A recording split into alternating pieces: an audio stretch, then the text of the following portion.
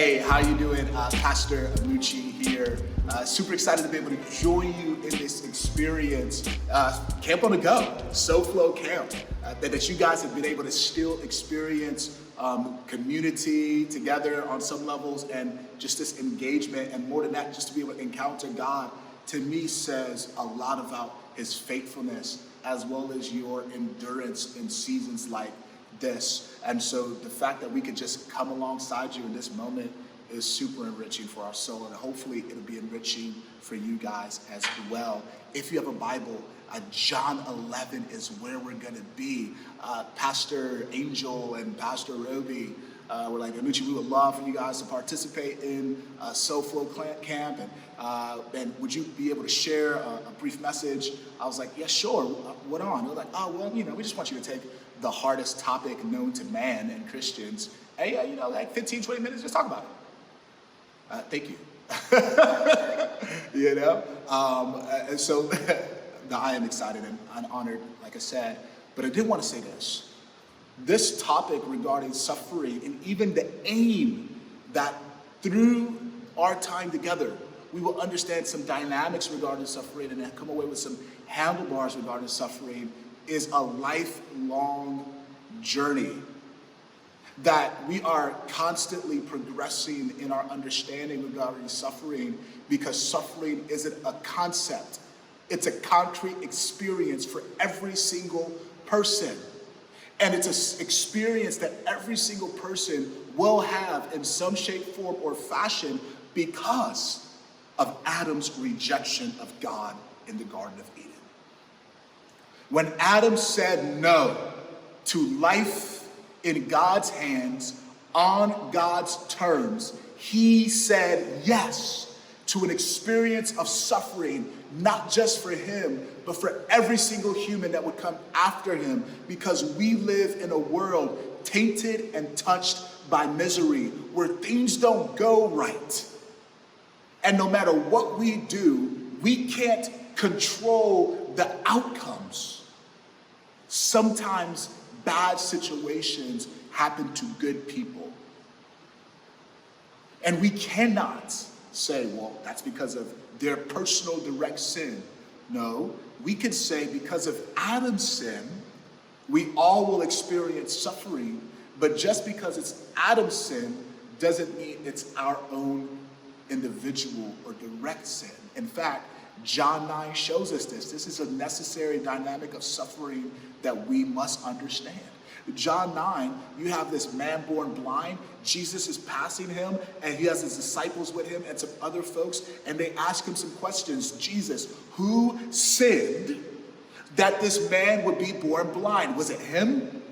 Did he sin in a womb so that he came up with no eyes? Was it his parents? Did they have bad business dealings? And so in some version of karma, which isn't Christian, karma is cause and effect. It's this supernatural, you do something slimy and then you're reborn as a snail, that isn't the Christian narrative. But did his parents sin? Who sinned so that he would suffer? And Jesus says, that's not the question that I'm trying to answer. The reason he says that is because he says this. No one, but that the works of God may be seen, that God may be glorified, that God may be known. Was this man born blind?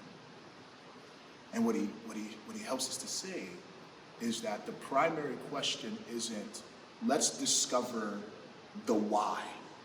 That's not the primary question or the primary action. But the primary response, the primary question, and thus the primary action with all suffering is the who. Who is in control? And the how. How might the one in control of all things do work in the midst of what is clearly terrible and broken? Suffering. And when that is what dominates our understanding,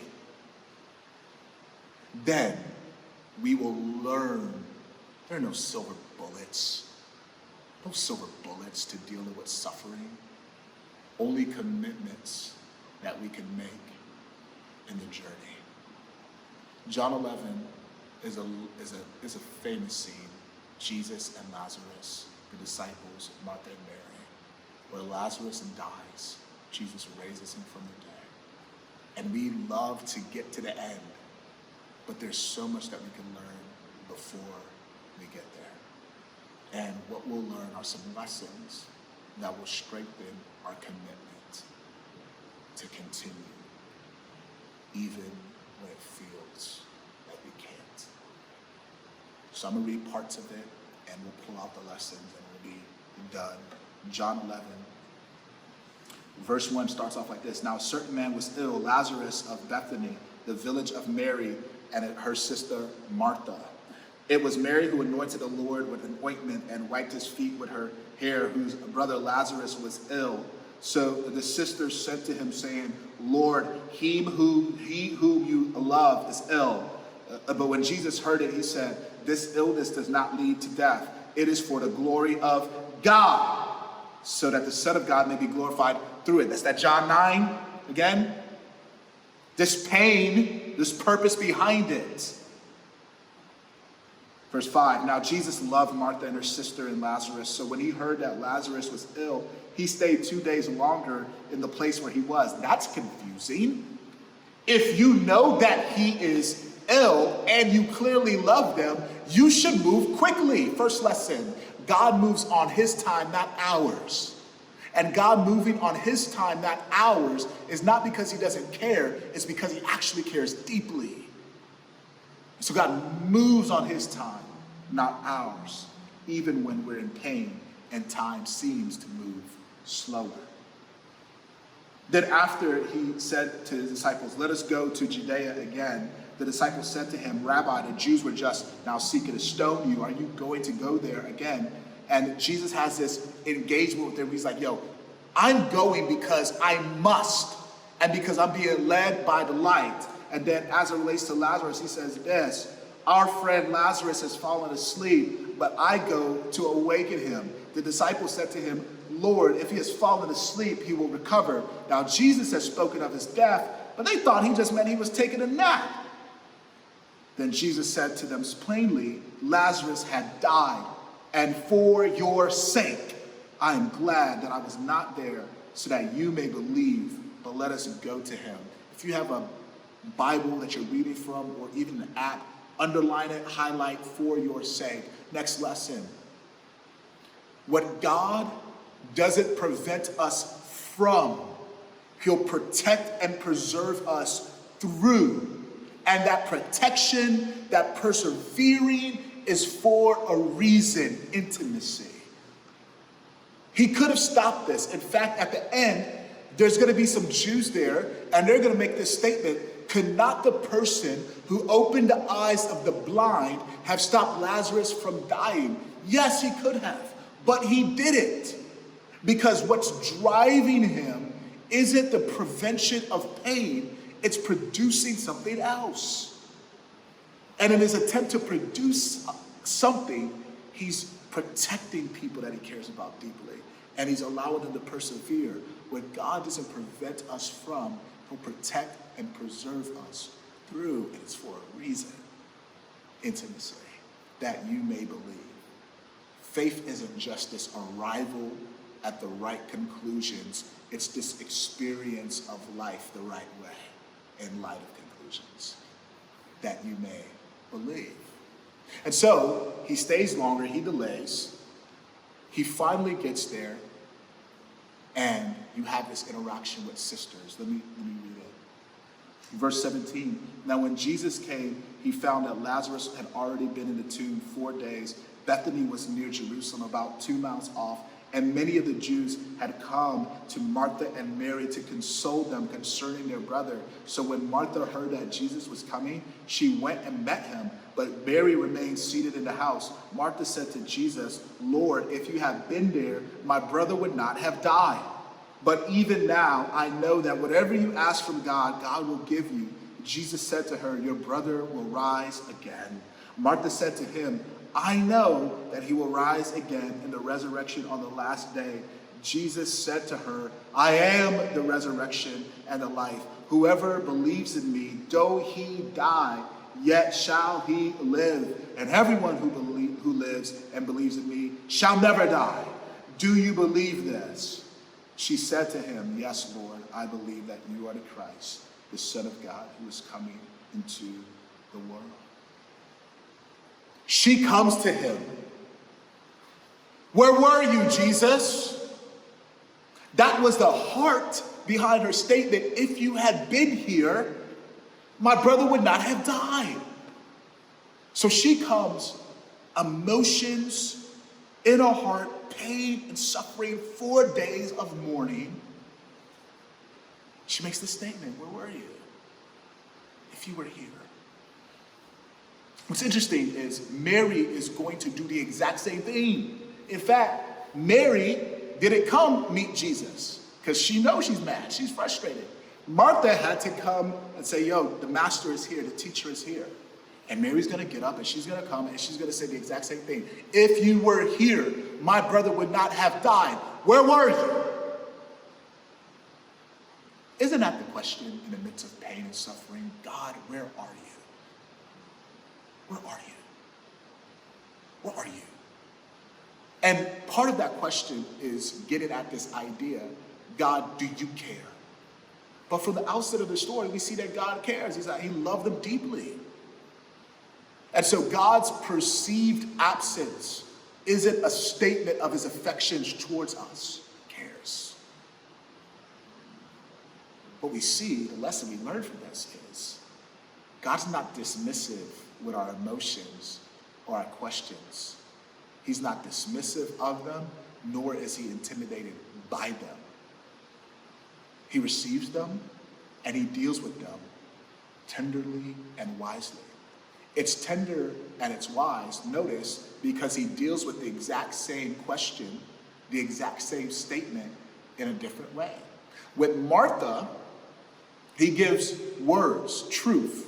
Your brother will rise again. Yeah, I know he'll rise again. I am the resurrection and the life. Whoever believes in me, though he die, he will live. And if he lives, he'll never die because he'll be connected in me. He'll be connected with me. He will know me. He will know that this is eternal life, which is not just this ascribing of ideas, but this encounter with a person. He will live. Truth. Words applied wisely.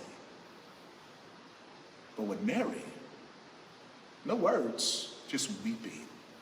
John 11:35, Jesus weeps. Not intimidated or dismissive of our emotions or our questions, our pain. He deals with them wisely and tenderly. Can I just add something?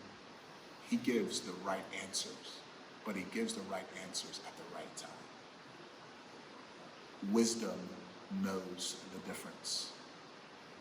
So I live in a neighborhood, and in this neighborhood, we try to serve each other every now and then. I was driving on my way to the office one day, and there was this lady with a flat tire. It was her Suburban.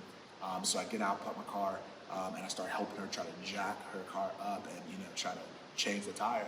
As I'm doing this, I noticed that the jack that she has for her car, it's not appropriate. It's not strong enough for her Suburban. It would have lifted my car just fine, but it wasn't really working well with hers. And so I'm trying to figure out what we can do. Maybe we go have another jack, try to get 2 jacks and try to lift it up. And this guy pulls up to the side of us, winds the window down, and he says, "Hey man, I noticed that you're having some car trouble." Like, "Yep, sure are." He's like, "Man, it looks like it's a flat tire." "Sure is." He's like, "Man, I'm looking at that jack. I don't know if that's the right jack for the car." And you know what? That's true. He's like, "Well, man, if you had the right jack, you probably would be able to get the car up." "Thank you, Sherlock." And then he winds the window up and then he leaves. Right answers, wrong time. But the right answers at the wrong time are unhelpful and harmful. So we got to be careful. Even having the right answers, we have to have the wisdom to be like Jesus, to know when is it that we give words and when is it that we just give shoulders and you just come weep on my shoulder. Lessons that we learn. from how Jesus is interacting with suffering. But then we get to the end, and we do get the resurrection of Lazarus. But you cannot disconnect the resurrection of Lazarus from the statement Jesus just made to Martha. The resurrection of Lazarus isn't that God will abracadabra all the pain away. No. Lazarus rose from the dead, praise be to God, and then he died again. He died. Because the resurrection of Lazarus was a statement Jesus was trying to reinforce, which is that he brings and gives life.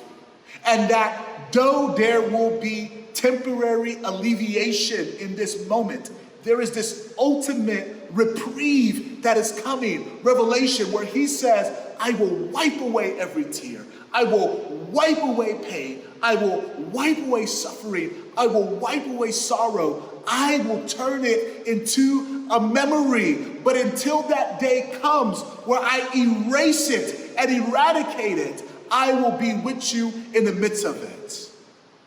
Not giving explanations for every single instance of suffering, but providing presence. 2 Corinthians 1, blessed be the God of all comfort, who comforts us in any and all affliction, so that we would share in his sufferings. Jesus weeps, he suffers with. So rather than erasing, he enters in, which is a lesson to be seen. It produces a commitment, not a silver bullet, but a commitment to not pull away from the pain, but to enter in and find God in the midst. It's to bring suffering to the hands of the one who suffers with us. The one who says, I will suffer for our sake. I will endure the sorrow and not prevent Lazarus from dying, so that when I raise him, I can produce something beautiful in your faith. I will take on the ultimate sorrow and suffering, the shame and guilt and pain attached to sin, so that you won't have to feel the effects of it, which is separation from God forever.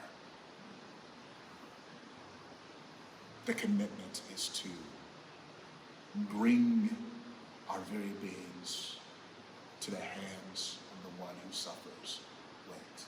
I don't know where you are, but I know we're in the midst of a pandemic, and I know we all have a COVID story now. And suffering exists on a spectrum, scale of 0 to unbearable.